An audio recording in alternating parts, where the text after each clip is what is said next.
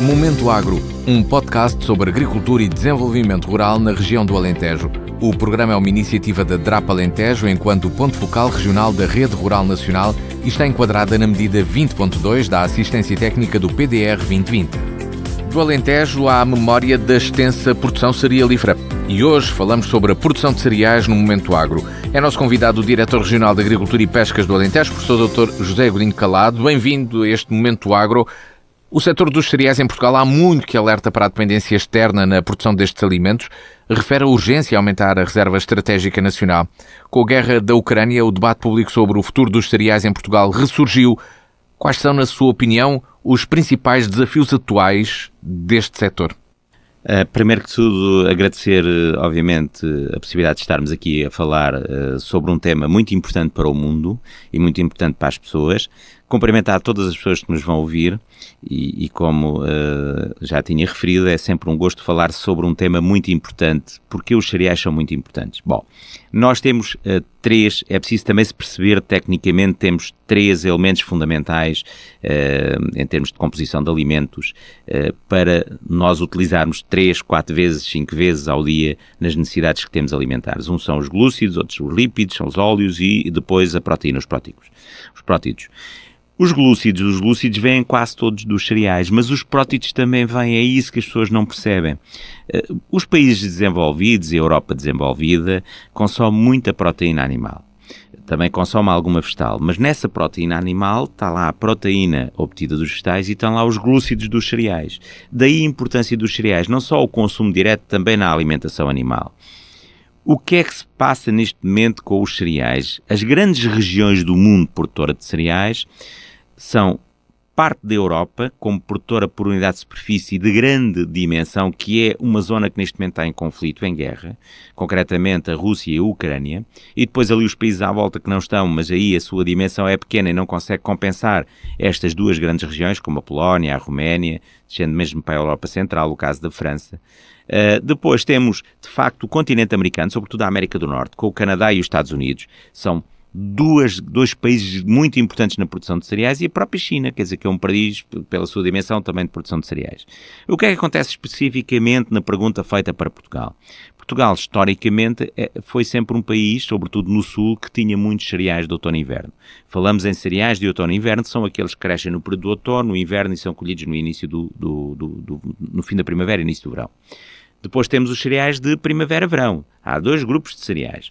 E aí os cereais de primavera-verão, nós tínhamos alguma história também com o milho nas zonas mais litorais, mais úmidas, que depois cresceram para o interior com a capacidade de regar por sistemas mais modernos, os sistemas por aspersão, que gastam menos água que os sistemas de superfície, que era a rega conduzida por rego, e temos um cereal muito importante para o país, que é o arroz, porque o arroz é a única espécie, e este é de primavera, que consegue viver ou consegue tolerar solos salinos. São os solos junto aos estuários dos grandes rios, o Sado, o Mondego, o Tejo, Sorraia, porque Tejo e Sorraia estão ali, obviamente, próximos. Voltando aos cereais de inverno, nós tivemos historicamente uma área muito grande, e é preciso saber a história, perceber a história, para conseguirmos depois perceber porque é que estamos assim neste momento e porque é que já tivemos de outra forma. Nos anos 50 e 60, Portugal teve na altura necessidade de alimentar, não tínhamos os meios de transporte que temos hoje, e havia necessidade de alimentar a população, dar energia à população. Grande parte da população era rural e tinha necessidade de energia. Onde é que ia buscar energia aos cereais? Então havia campanhas de cereais, campanhas de trigo. Podemos discutir que em alguns solos não bem adequadas, mas hoje em dia com o conhecimento temos, mas era uma necessidade que o país tinha, enfim, e nessa altura historicamente foi assim, de produzir os cereais para dar os glúcidos e a energia às pessoas. As pessoas tinham que buscar energia aos cereais, ao pão. Daí a nossa alimentação muito à base do pão. É evidente que esses cereais, com a entrada de Portugal na Comunidade Económica Europeia, devido a esse apoio que era dado pelo país aos cereais, havia um preço muito mais elevado do que havia na Europa e do que havia no mundo. E daí nós entramos e começámos, obviamente tivemos que receber os preços do mercado europeu, mas negociámos ajudas específicas para os cereais durante prolongaram-se para quase 14 anos, que eram ajudas cofinanciadas para aproximar o preço português do preço europeu, e eram ajudas dadas ao quilo. À medida que estas ajudas foram decaindo, nós temos dificuldade em termos daquilo que é o nosso rendimento unitário e a viabilidade unitária, a viabilidade por unidade de superfície por hectare para competir com países mais da Europa Central e mais do Norte da Europa. Isto porquê? Porque os cereais, como qualquer cultura, vive no solo e recebe, obviamente, a influência dos elementos de clima, a precipitação, a temperatura e a luz. E o solo, nas regiões do sul da Europa, tem tendência a que o teor de matéria orgânica não seja muito elevado, porque há uma grande mineralização devido ao arejamento. Há um período sem água, quase 6 meses, 7 meses, 8 meses, às vezes mais, com temperaturas altas. E isso leva à grande mineralização de matéria orgânica. Quando perturbamos o solo, ainda mais mineralização, ainda mais provocamos a mineralização com teores baixos. Ao contrário da Europa do Norte que eu referi, a Rússia, regiões da Rússia, da Ucrânia, da Polónia, da Roménia, climas muito mais úmidos, durante 4, 5 meses com neve, a mineralização é muito menor. Portanto, são solos mais profundos, com mais teor de matéria orgânica, permitem para os cereais de outono e inverno um desenvolvimento muito maior e daí uma produção muito maior. E isso levou a que a nossa produção de cereais viesse por aí abaixo. A produção em termos de área, porque obviamente tornavam-se pouco viáveis ou com dificuldade de viabilizar, não estou a dizer que são inviáveis, tem um valor pequeno por unidade de superfície, em termos de rendimento, de receita líquida, vamos chamar assim, rendimento líquido. Ora bem, o que é que nós podemos fazer e o que é que nós temos que fazer? Porque a pergunta que lhe fazia era essa, como é que os agricultores podem obter ganhos de produtividade, neste caso? Nos climas subtropicais secos, como o nosso Mediterrâneo, e nós temos na Califórnia e temos na Austrália, essa situação, nós só podemos fazer em sistemas de sequeira o que as pessoas chamam agricultura de conservação, ou seja, aqui neste caso é o menor uso possível de fatores, e nem tanto fatores, mas de inputs, ou seja, com a mecanização, diminuir a mecanização ao máximo. A agricultura de conservação passa muito por tentar colocar a semente diretamente no solo, sem perturbar o solo apenas na linha da cultura, as pessoas chamam-lhe sementeira direta. Tentar um conjunto de estratégias para que não existe um acréscimo de custos com a cultura. E depois, no fim, que a produção se mantenha igual ou idêntica àquela que se obtinha com mais acréscimos. Desta forma podemos viabilizar a cultura e podemos-la fazer de outra forma. É integrar estas culturas em sistemas multifuncionais com a produção animal. Vamos reparar que aquilo que historicamente se fazia, os cereais também iam beneficiar a produção animal, não só pelo aproveitamento dos restolhos, que os animais depois pastoreavam no período do verão, como também pelo aproveitamento da palha que era feita durante o inverno ou no início do outono. Ou durante o inverno, quando as plantas espontâneas no campo não crescem, ou as pastagens mesmo semeadas não crescem porque falta a temperatura. E, portanto, aí havia um complemento, era um complemento à produção animal. Os dois sistemas juntos podem viabilizar os cereais em determinadas áreas. É evidente que até mesmo em regadios, onde não existe muita água, porque os cereais ajudados com 3, 4 regas no período da primavera, reparem o ano deste ano, em que choveu bastante, eu chamo-lhe um ano úmido no outono e inverno, e está a ser um ano seco na primavera. É um ano que não é favorável à produção agrícola do ponto de vista de sequeiro. Foi importante para abastecer as reservas hídricas, para conseguirmos abastecer as barragens, mas estamos com estas limitações agora da primavera, porque não está a haver chuva e não está a permitir, quando se junta a temperatura e a luz, não está a permitir o fator água ou o elemento água no solo. E portanto era fundamental. E se eu tiver um sistema de regadio, eu posso regar 2, 3 vezes e passa a produção, por exemplo, dos cereais do outono e inverno para o dobro.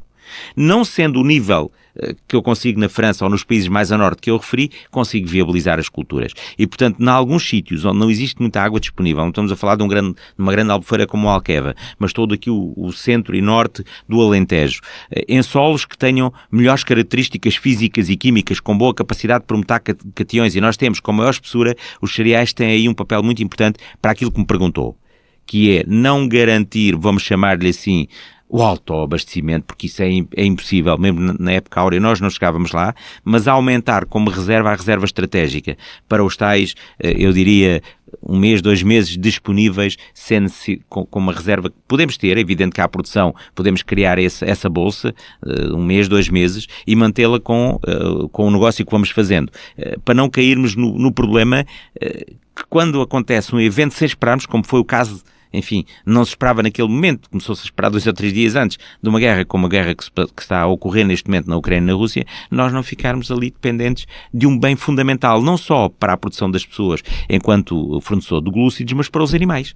que vamos depois utilizar como prótipos. E, portanto, isso é fundamental nós fazermos, e por isso o pré-pac até tem, eu não sei se é o valor possível, mas tem neste momento já uma ajuda aos cereais que foi negociada com Bruxelas, precisamente para tentar promover um bocadinho disto que eu disse. É tentar que a área de cereais de outono e inverno, por causa do arroz, nós estamos com 80%. E o arroz temos, e estamos a falar de cereais de primavera, temos, como eu digo e como eu costumo dizer, em termos até de ensino universitário, é a cultura rainha deste país, a cultura arvense rainha deste país. Porquê? Porque consegue produções unitárias muitíssimo boas, do melhor que temos no mundo, com um custo de energia muito grande, gasta muita água. Mas a água não gasta, utiliza, porque utiliza essa água para termorregulador de temperatura. Não a gasta, utiliza para termorregulador de temperatura. E, portanto, aqui estamos com 80%, nós somos até o país da Europa que tem maior consumo per capita de arroz, 17,5 kg por cada pessoa, consumo per capita, à volta disso, 16,5, 17,5, anda já mais nos 17,5 do que nos 16,5, e, portanto, é de facto um país que consome muito e temos aí já 80%, portanto, não estamos muito mal, temos de facto a reserva estratégica. O milho estamos um bocadinho melhor, o que estamos pior é com os cereais de inverno. Os cereais de outono e inverno, o trigo, a cevada para malte, mas sobretudo o trigo. O trigo que é fundamental para o tal pão, ou o trigo duro para as massas, que há boas condições para o fazer aqui. Aí eu acho que temos com este tipo de estratégia tentar promover, pela sua relação de multifuncionalidade até com a produção pecuária, em algumas regiões com menos água, por aqui o ajudar dos cereais, e em alguns solos com melhores características mesmo de sequeiro, para continuarmos a ter aqui o tal almofada de 1 mês, 2 meses de produção local. Com esse progresso tecnológico, essa outra forma também de produzir cereais, como perspectiva a integração da agricultura familiar nessa estratégia de promoção e produção de cereais? Toda a grande zona de produção de cereais, a agricultura familiar por vezes não tem uma grande expressão, que é a zona sul e nas zonas de terras quentes, onde há o centeio, aí com maior expressão. Mas, como eu disse, é muito fácil ligar isso. Nós temos a produção pecuária por vezes em agricultura familiar.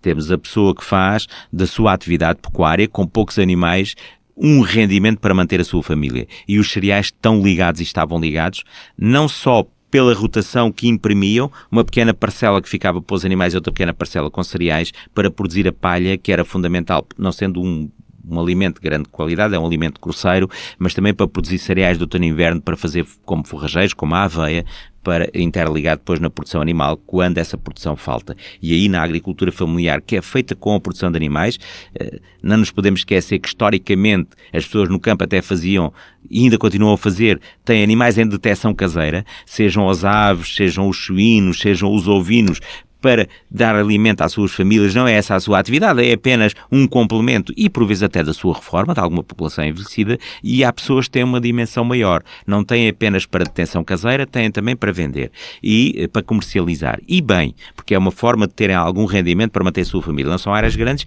e rodam precisamente com os cereais, que não só cereais forrageiros, como a aveia que eu referi, como também há algumas pequenas parcelas com trigo, que aproveitam os restolhos e aproveitam algum grão de trigo para vender. Professor Dr. José Godinho Calado, Diretor Regional de Agricultura e Pescas do Alentejo, muito obrigado por estar presente neste Momento Agro sobre agricultura, pescas, desenvolvimento rural e, neste caso, sobre cereais, uma questão de soberania alimentar. O Momento Agro está todas as quintas-feiras na DNFM e em podcast nas páginas da DNFM e Direção Regional de Agricultura e Pescas do Alentejo. Até à próxima semana.